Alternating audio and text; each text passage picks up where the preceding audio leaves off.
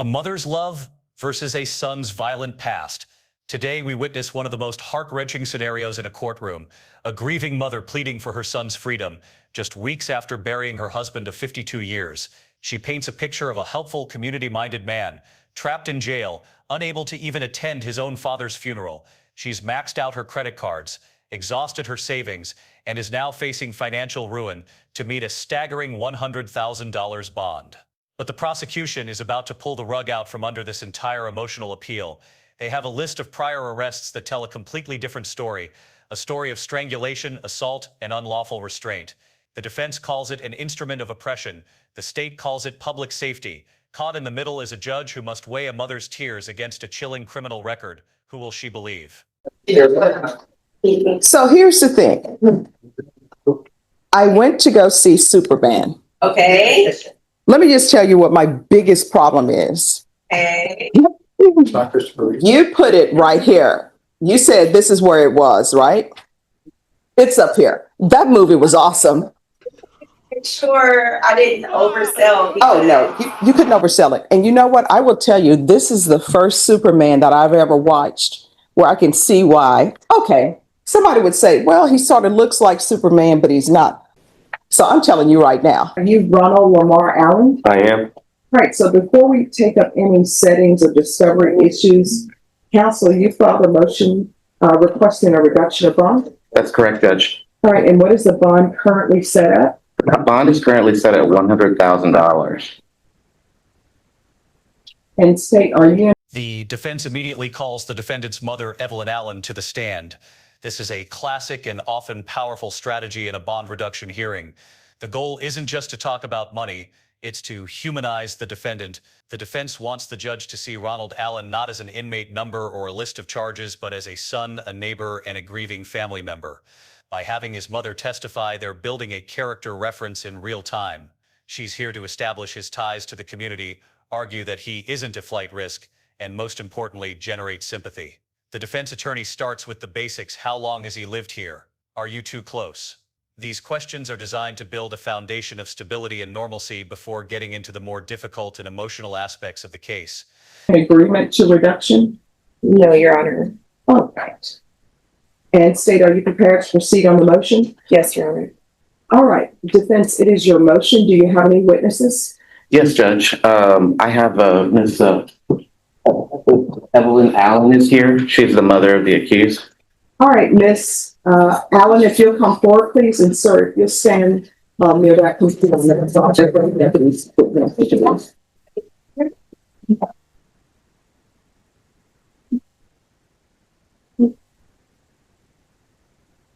Yes.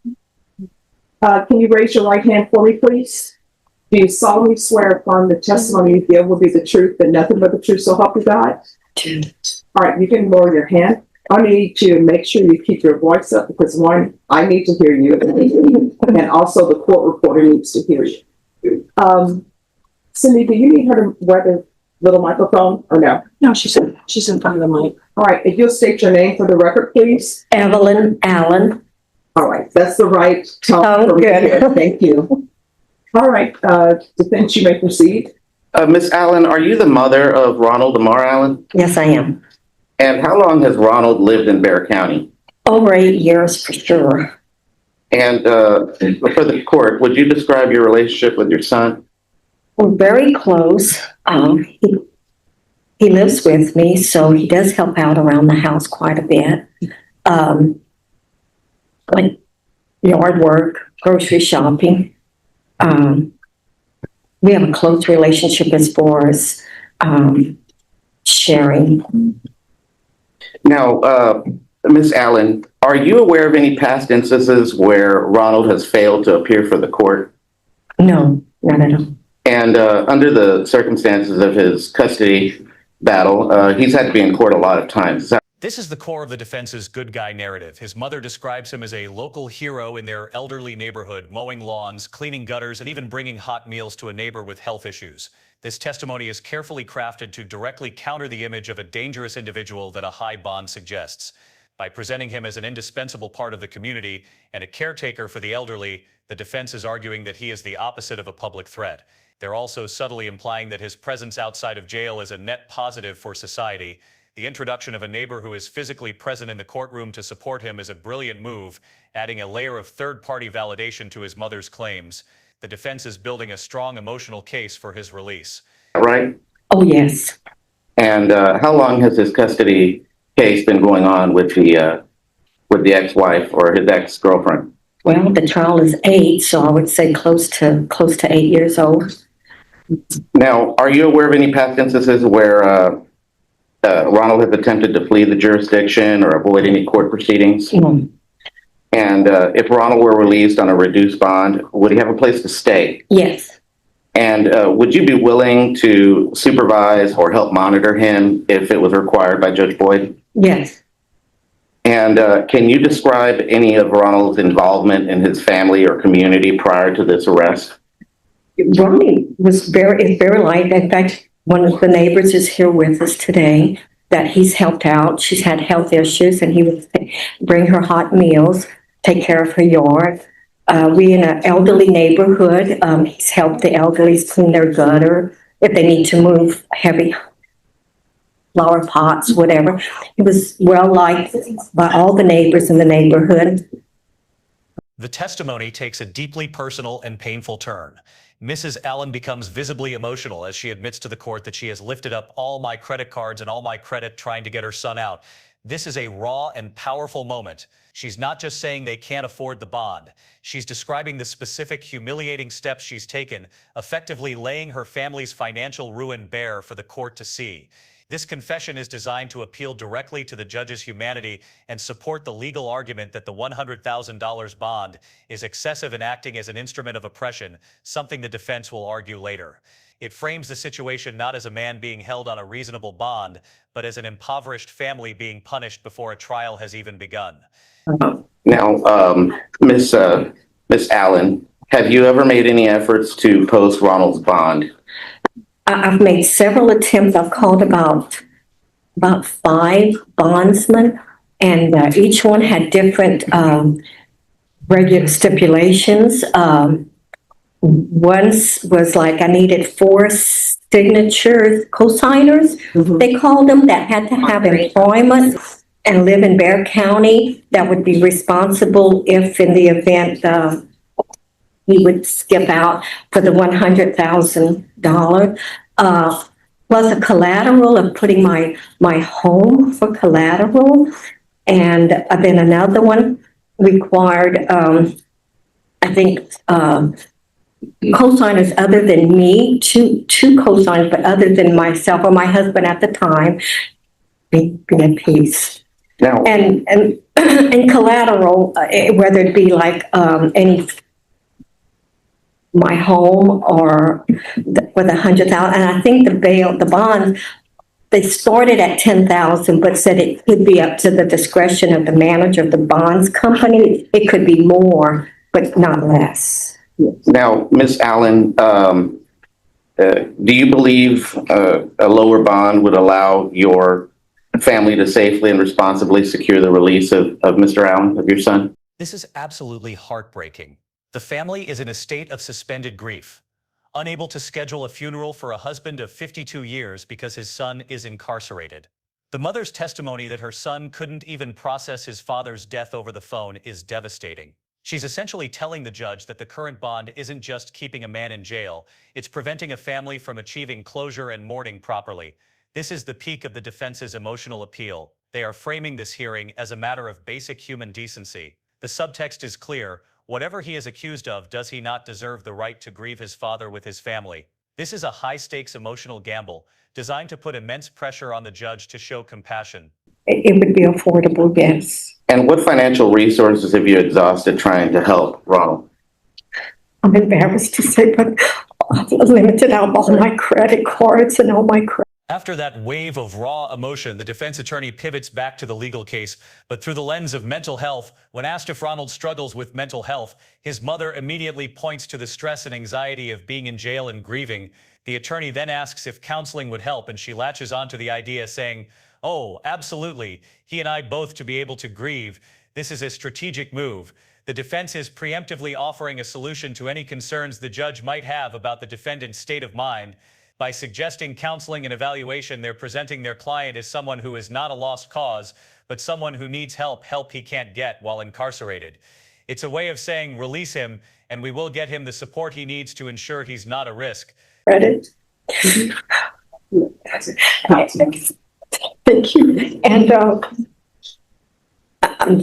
now that my husband's gone, that income is ceased, so it's it's very stressful and trying to find funds to.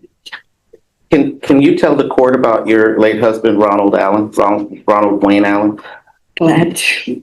We were married in April for 52 years. We went to high school together. We had our class reunion, 55-year class reunion in September, which I'm glad we got to share that. And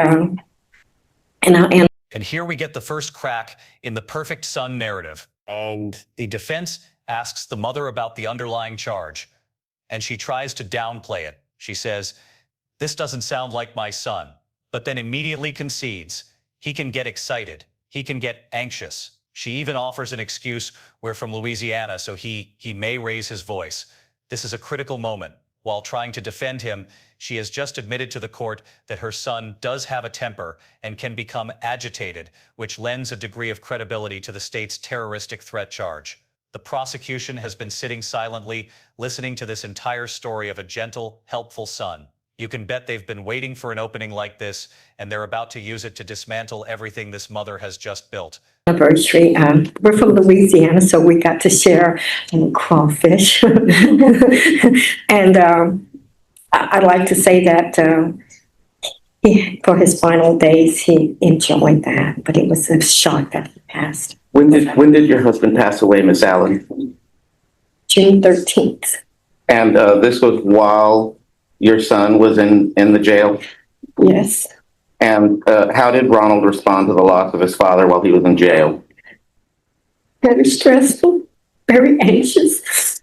He just wanted to give me a hug and support, be with the family. At first, I don't think he realized that he had passed because I couldn't tell him. And I don't think reality set in now. He's very, it's stressful. He says that he thinks of him a lot, trying to sleep, and that just needs to give me a big hug. Miss Allen, has Ronald been able to attend any funeral services or grieve properly regarding your husband? Your Honor, because I have two boys and myself. We're waiting for Ronnie to be able to attend the services before we can schedule them. We're from Louisiana, so our main service would be in Louisiana, Lafayette, Louisiana. Miss Allen, from what you've observed, does Ronald struggle with any mental health concerns?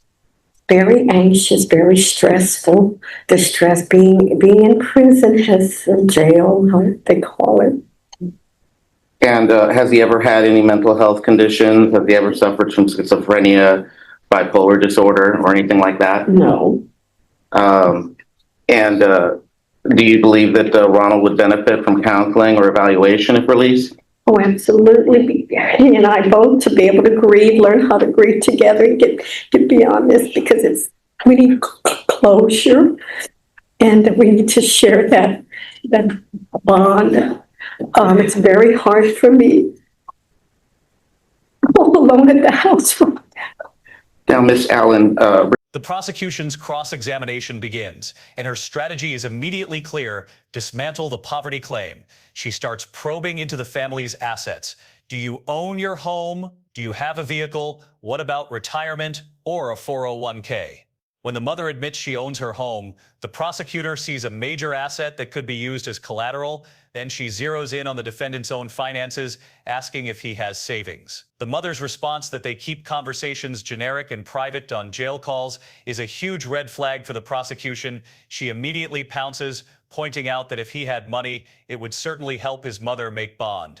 The prosecutor is planting a seed of doubt. Is this family truly unable to make bail, or are they just unwilling to liquidate their most valuable assets or tap into the defendant's own hidden funds? Regarding these underlying charges, have you ever seen your son engage in anything violent or have any violent offenses, or has he ever lashed out at you in any way? No. And regarding these underlying charges, This is the moment the entire hearing pivots. The prosecutor drops the bomb.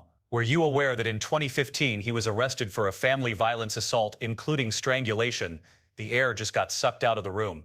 All the testimony about him being a gentle helper who cleans gutters for the elderly is now being directly contradicted by a documented history of extreme violence. Strangulation is a major red flag in domestic violence cases and is often seen as a key indicator of future lethality. The prosecutor isn't just asking a question, she's reframing the entire narrative. This is no longer about an anxious guy from Louisiana who raises his voice. This is about a man with a documented history of alleged violent hands-on assault against a family member. The mother's hesitant, fumbling answer shows she's been caught completely off guard.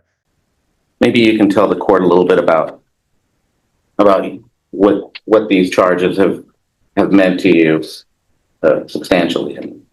The prosecution isn't done. It's a rapid-fire assault on the defendant's character. After the strangulation charge, she hits the mother with a massive marijuana possession charge, then unlawful restraint, and then another assault on a family member charge from 2016. The mother claims she's unaware of this last one, which is either an indictment of her son's secrecy or her own willful blindness. This systematically demolishes the defense's portrayal of him. The prosecutor's goal here is to show the judge that the current terroristic threat charge is not an isolated incident or an out-of-character moment of stress. Instead, she's painting a picture of a clear and consistent pattern of criminal behavior, including significant violence spanning years. The good son image has been shattered. Trying to understand the charges. At first, I said, this does. On redirect, the defense attorney tries to perform damage control. He asks the mother who made these allegations, and she quickly points the finger at the ex-wife. This is a classic tactic to discredit the accuser. By implying all these violent charges stem from a single, likely biased source, a contentious divorce and custody battle, the defense hopes to suggest they are exaggerated or fabricated entirely. He follows up by asking if any of these charges resulted in a conviction or jail time, and the mother says, "Not that I'm aware of." This is their lifeline. They're arguing that these are just allegations, not proof of guilt, and that the system has never found them credible enough to result in a conviction. It's a desperate attempt to put the genie back in the bottle, but the word strangulation is now hanging over the entire proceeding. Doesn't sound like my son. But again, he can get excited. He can get anxious. He was struggling with the custody and the process that was going on. And the judge's interaction with the mother is incredibly telling. Before dismissing her, Judge Boyd offers a moment of genuine human connection, saying, "I'm sorry for your loss. It is so rare to see people who are high school sweethearts get married and that it lasts for that length of time." This shows the judge was listening and was moved by the mother's personal story. However, notice how she immediately pivots back to the business of the court. This empathy does not mean the legal facts have been ignored. A good judge can separate personal sympathy from professional duty. She heard the mother's pain, but she also heard the prosecutor list off a history of violent arrests.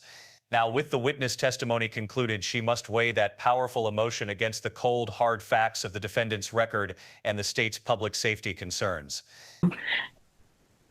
he can get excited, and we're from Louisiana, so he may raise his voice, but as far as he wouldn't even hurt himself. I mean, he's very, very controlled person. He's very low key. I've never seen him ever say anything to harm anyone. And I'm going to bring in the custody was for his child that he loves very much. He's a very good father. Judge. Any questions? Mr. Allen, just briefly, I have a couple of questions for I'm you. sorry. I said, just briefly, I have a couple of questions for you, okay? Okay. You stated that your son moved to Bexar County about 8 years ago. Uh, yes, I mean, he's been in Bear County as long as his child's been born. Okay, do you know where he was living before that? I can't, when they were married, they lived in, Wimberley? Okay, Wimberley, Texas? Yes. And then, before that, did he live in Louisiana with you and your husband? I've been in Texas for 52 years. Okay, okay. So at any point, did your son live in Louisiana or no? He may have stayed there to help a family member. His grandmother had eye surgery at one point, and his uncle lived, Do you have like a 401k or any retirement from your job? I have a retirement, but I don't survive on it. I Okay. survive on Social Security. So about how much income do you get monthly? I don't remember, but I think it's like, 1,500 or 1,500 a month. And before your son's arrest, was he employed? Okay, what was he doing for work? He was like, what I understand, courier, like delivery. Okay. Was he employed with like a company or self-employed? Do you know? I think he mentioned, I didn't get too much into his business, but, like a self-contract or contract. Okay. And do you know what his like hourly rate was or monthly rate? No, I didn't get into that. Okay. Do you know if he has any savings accounts? I can't answer. I don't know. Okay. You guys haven't discussed that in your efforts to make his bond? If he has money saved up to assist you? When we talk on the phone in the prison, we try to keep everything generic for the privacy. Okay. And I get into financials to keep it private. So if Okay. Now we hear the defense's legal argument, and it's a Hail Mary. The attorney argues that the $100,000 bond violates the Constitution, claiming it's being used as an instrument of oppression to detain his client simply because he's poor. He then downplays the central charge, framing the terroristic threat as mere words spoken in the distress to his own lawyer, with no actual victim present and no intent to act. He's essentially saying it was a moment of venting, not a credible threat. He offers alternatives to the high bond like GPS monitoring and counseling, trying to convince the judge that there are less oppressive ways to ensure community safety. This is a crucial moment where the defense tries to shift the focus away from the shocking prior arrests and back onto the specific and allegedly less severe facts of the current case. But you would agree with me if he had some type of money or savings, that would help you try to make his bond, right? That would assist you in your efforts. And then as far as your home, you said you've lived here for 52 years. So do you own your home currently or are you renting? You own it? Mm-hmm. Okay. And do you have a vehicle that you own? Yes. Okay. And what about your son? Did he have a vehicle that he owns? No. No. And what about a home? Did he have a home that he owned prior to this? No. Are you aware of any of your son's prior arrests? When he had his divorce. Okay. Would that be around 2015? Have you heard that he was arrested for assault, family, house, impeding breath or circulation?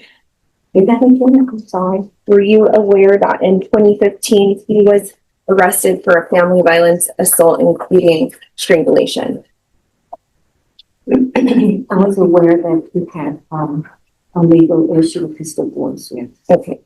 And then before that, in the year 2000, were you aware that he was arrested for possession of marijuana between 5 pounds and 8 pounds?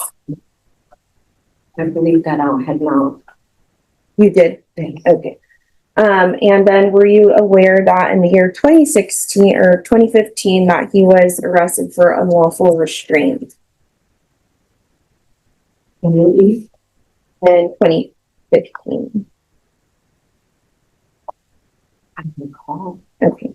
And were you aware that in 2016 he was arrested for assault bodily injury against a family member?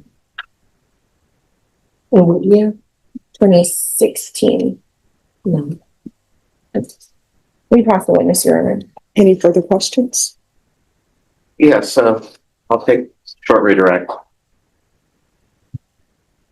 So, Ms. Allen, you are aware that your son has had some violent instances, allegations. Where were these allegations regarding the family violence assault coming from? Like, who do you think is actually made these allegations against your son, Ronald? The one that I said I was aware of would be the ex-wife. And have any of these allegations and any of these charges in the past, have they resulted in Ronald going to jail or having a conviction Not that I'm aware of, no. and put under your supervision? All I have, Your Honor, regarding this witness. All right, any further questions? No, Judge. Any objections to the court asking a question? No, Judge. All right. So in your home, are there any weapons? No, ma'am. No guns? No, ma'am. And if your son were to make bond, he would be staying with you? Yes, ma'am. And is that in Bear County? Yes, ma'am. All right. Any other questions from either side? No, Judge. Any No, other Judge. questions with this witness? I'm sorry for your loss. It is so rare to see people who are high school sweethearts get married and that it lasts for that length of time. All right. Thank you so much for coming in. Thank you very much. Counsel. All right. The court will hear argument. Judge, in addition to all of this, I do have a copy of Ronald's father, Ronald Wayne Allen's death certificate, so that we know that this is an honest Oh, no. regarding this man. He was an Army veteran. And All right. And I reviewed the document, and counsel, you're an officer of the court. all right. Thank you, Judge. Regarding this matter, Your Honor, we're here today on this motion to reduce bond filed on behalf of Ronald Allen. Mr. Allen is currently sitting in the custody under conditions that neither reflect his flight risk nor serve the purpose of public safety. We think that this incarceration, in fact, functions as an instrument of oppression prohibited under the Texas laws and the United States Constitution. Under the Article 17.15 of the Code of Criminal Procedure, the court must consider the following factors. The bond must be sufficiently high to ensure appearance. It may not be used as an instrument of oppression. The nature and circumstances of the offense must be considered. The accused's ability to make bail must be regarded, and the future safety of the community and any alleged victim must be weighed. Further, Article 1.07 guarantees that bail is a right, and Article 17.09 permits this court to modify bail at any time prior to his conviction. The 8th Amendment of the U.S. Constitution prohibits excessive bail, and the 14th Amendment's due process clause requires this court to avoid pretrial detention. In the end, the mother's tears were not enough. Judge Boyd denies the motion to reduce the bond. Despite her clear sympathy for the family's tragic loss, the defendant's alarming history of arrests, especially the allegations of strangulation and assault, proved too great a risk to public safety. The judge sided with the prosecution, keeping the bond at a steep $100,000. However, she did make a concession, ordering that if he does make bond, his GPS fees will be waived and he'll be referred for a mental health evaluation. This is the justice system in action, a balancing act between compassion, constitutional rights, and the court's duty to protect the community. The mother's plea was powerful, but the defendant's past was more persuasive. What do you think? Did the judge make the right call, or was this a case of pretrial punishment? Let us know your thoughts in the comments and subscribe for more courtroom breakdowns. Solely on the basis of poverty. The application to this case is that There's been no physical confrontation and no victim impact regarding this case. The underlying facts of the case would show that Mr. Allen was in a private conference with his custody lawyer at the time of the alleged offense. We want the court to understand that this was an emotionally charged conversation because of a long custody and visitation battle with his ex-wife, and his family attorney had only been retained for several weeks. The statement that he made that gave rise to the terroristic threat charge was made outside the presence of any alleged victim, and there is no indication that Mr. Allen took action to carry out any of his threat. The case was documented by the San Antonio Police Department and the Fusion Center, but it resulted only in an information report, not an arrest at the time. No firearm, no plan, no attempt, just words spoken in the distress amid his ongoing family court litigation and the emotional duress. Notably, the complainant himself, the attorney that he had, called the SAPD out of an abundance of caution, but he was not in fear. The compelling personal circumstances on this case are there's been no evidence that Mr. Allen poses a threat to any person if released. He does maintain there is a civil protective order between him and his prior lawyer because he's the one that made the report and the outcry regarding the terroristic threat. But he would abide by that protective order substantially. There is, however, evidence that the current bond amount is far beyond his means and his family's means, and we believe that it's unnecessary to secure his return to court. We are requesting at this time that the court consider reducing Mr. Allen's bond to a reasonable amount or releasing him on appropriate pretrial conditions, which may include GPS monitoring, counseling, or any mental health evaluation if the court deems such conditions necessary. We believe that this would align with the Code of Criminal Procedure, Article 17.15, as well as the constitutional safeguards designed to protect the rights of the accused while preserving public safety. From where I'm sitting, I recently became his second criminal defense lawyer, and it is a difficulty for me to prepare for a complicated, what's likely a complicated trial regarding this case. I've filed motions to suppress and a motion to dismiss this charge, but I'm not here on that today. I'd like to get my client released under a reasonable bond so that I can prepare and have him prepared for those hearings outside of the jail. All right, State. Judge, we believe that the bond has been set in a sufficient amount regarding public safety. Regarding the testimony that you heard from today, it sounds like, well, the mother does have limited needs. She does have several items of collateral available to her, and there's also this untapped resource and the defendant's own personal belongings, financial resources, and bank accounts that they've neglected to speak about for privacy reasons, as testified to by her. And then regarding just the flight risk, I mean, he does have ties to locally Texas and Louisiana, so we would ask that you keep the bond amount at $100,000. Judge, I guess if I may, with respect to the family resources, they are. She doesn't have a lot of access to a lot of the funds that might be available in their normal circumstances if Ronald's father was alive. Just weeks after Ronald was incarcerated or jailed, this man died. And so we believe, and Ms. Allen has advised me, that a number of those resources and properties are going to be tied up in probate in the coming weeks. Well, let me just explain something. I don't believe that someone should be required to put their home up for collateral to make somebody else's bond.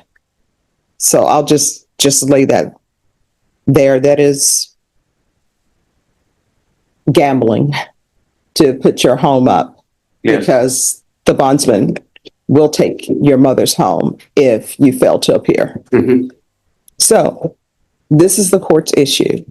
So I've read defense, I've read your motion.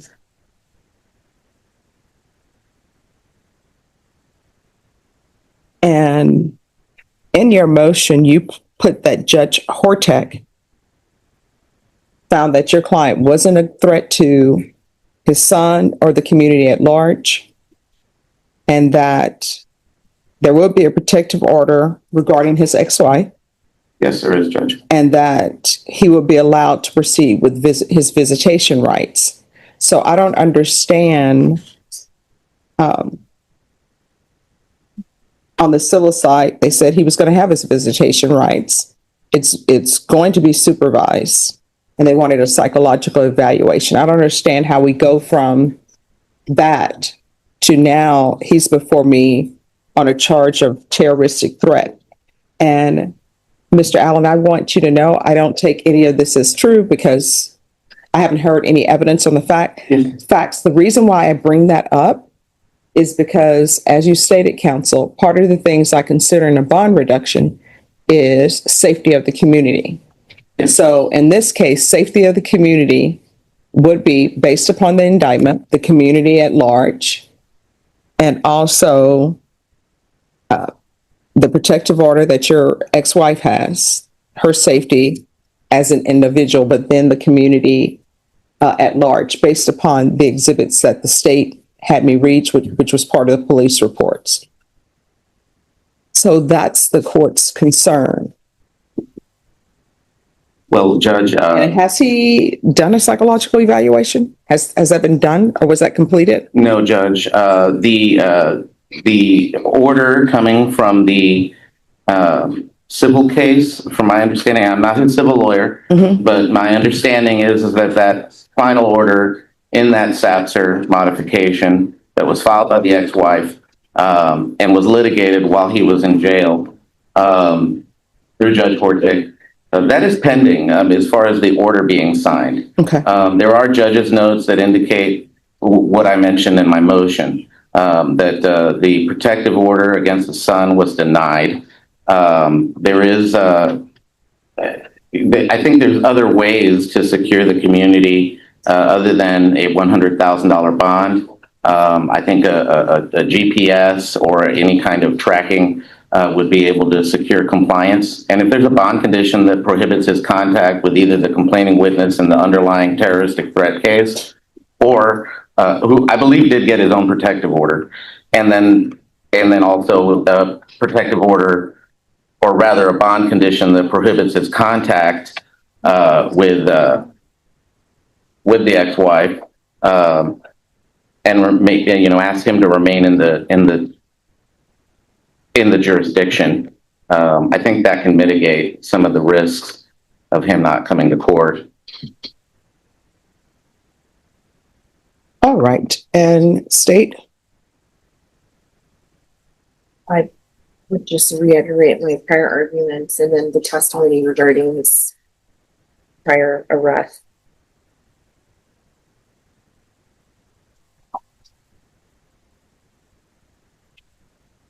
All right, this is what the court is going to do.